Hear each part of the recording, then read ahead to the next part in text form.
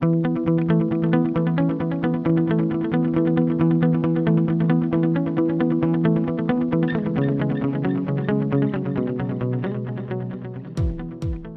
guys, I'm Eva Stotler and I'm a health coach, and I'm here with my good friend Julie Install. She is a transformational coach and a personal trainer, and I have personally done some of her workouts and they are great.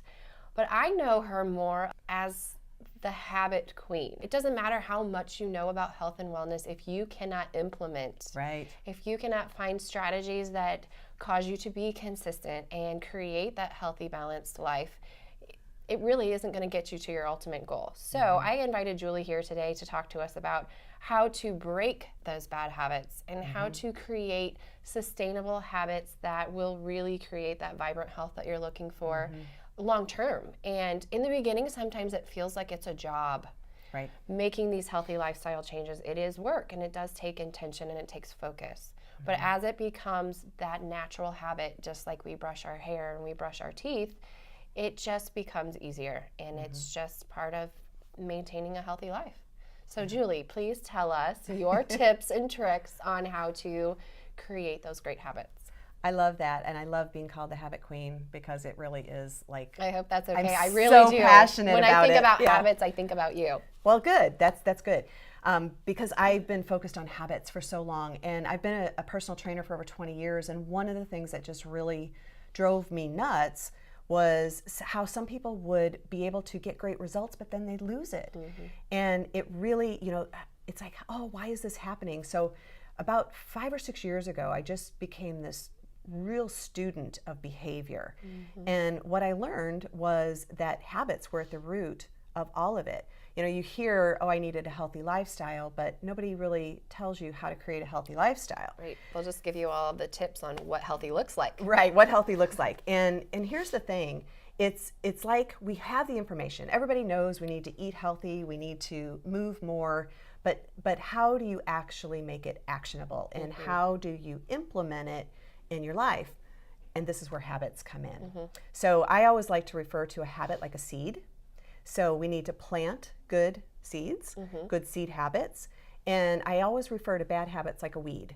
And if you're a gardener, which I am not, but I do know a lot about weeds, I know that you don't have to plant them, that they just show up. So if we don't... They spread like wildfire. Yes, they do. Just like a bad habit leading to another bad habit and another bad habit. Yeah, and what can actually happen, that's kind of a habit chain.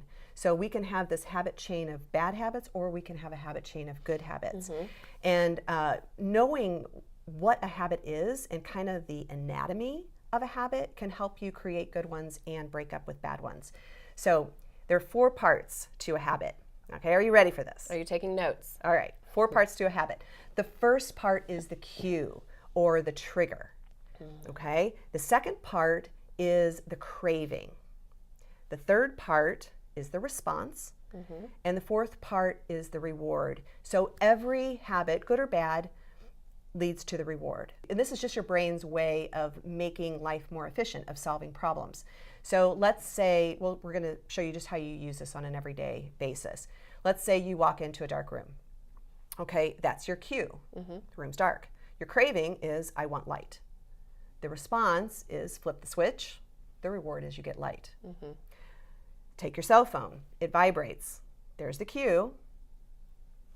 Your craving. You want to see who's calling or texting, right? Your response is you look at the phone, and your reward is you get to see who's calling you. So this loop is essential for every habit. So if you want to break up with a bad habit, you got to interrupt it at one of those points. Okay, so the easiest one to interrupt is the cue. So for instance, if you're trying to break a habit of multitasking all day because you're looking at your phone, which is what we just talked about, then put it in another room or turn it on Do Not Disturb. Now you've interrupted that cue, so you're not going to know anybody called, so you're not going to be cued to look at it and therefore distract you from the work that you were doing. I've recently started breaking up with a bad habit that I hate to admit this, I like to eat in front of the television. Oh, yes. Yeah, now that is a bad habit cue, especially I think I'm going to just take a little break for lunch and I'm going to sit down and, watch a cooking show maybe. And then I'm eating at the same time. Now, my mind understands that this is a break. So it's solving a problem for me. I just need a mental break. But it's also associated the fact of watching television and eating is what is going to solve that problem. Not a good habit to have, because once I'm done with my lunch, which may only take 10 minutes, now I'm still there watching a 30-minute show thinking I still need to keep eating. Right. Okay, well, let me grab a handful of this and a handful of that. Can you relate? Right. I talk to my clients all the time about mindful eating, not mindless eating. But sometimes those habit triggers are so strong that you just need to break and interrupt them. And a lot of times we associate bad habits with character flaws, but really it's just a bad system. And we just need to redesign the system to create better habits and to break up with the bad ones. Yeah, I see this. Those are great tips. I see this very often with people who get tired or they skip meals and wait till they get really, really hungry.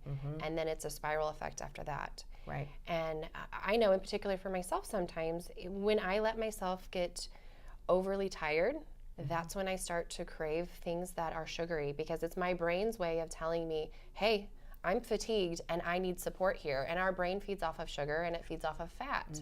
So instead of, I most of the time am able to make a good decision on that, but often when you're out and about, what do? You grab a soda, you grab a candy bar, because you just need that fix right away because you're tired, but you're never really fixing the problem. You're just satiating the need temporarily. So look for those patterns and look for those the habits that you are doing, trying to fix a need that your body is signaling you for. Yeah, and another important thing to mention as it relates to habits is that there's a habit identity connection. So for instance, a lot of times we will do something for a temporary amount of time, but it doesn't really become part of who we are.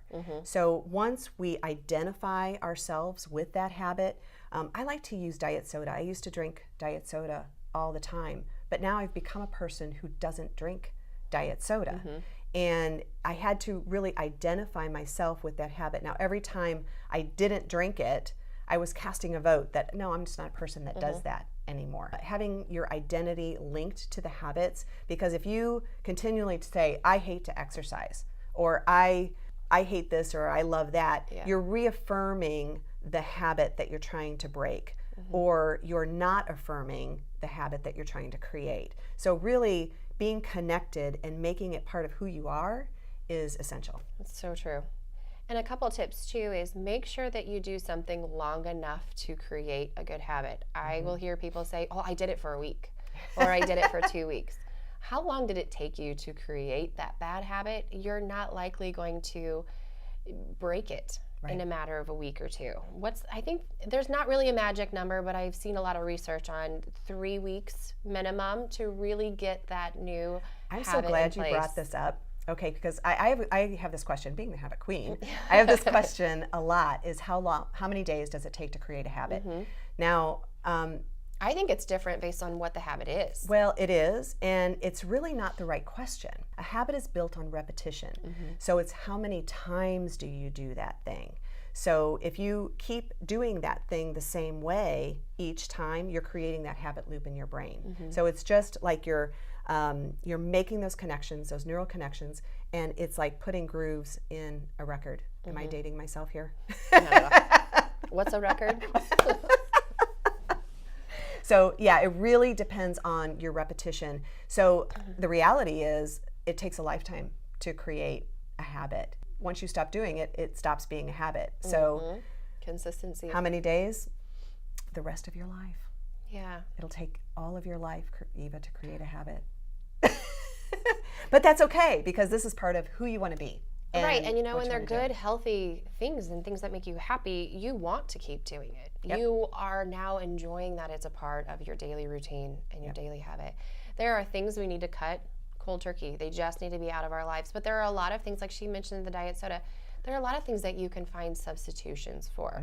So I often have to transition people from their unhealthy habits into healthy habits. And it's not easy to go cold turkey. No. So we will transition from what they're currently doing to a little healthier option, and make that switch a whole lot easier. So yeah, and remember those cues. I had a client once who said that he went on vacation and never drank a soda, but when he was in his home, in his own environment, he would those triggers, always want yes. them. Yeah, and he thought that was really fascinating that when he left that environment. So really creating an environment that supports the person that you want to be and supports the habits that you want to adopt, that's crucial.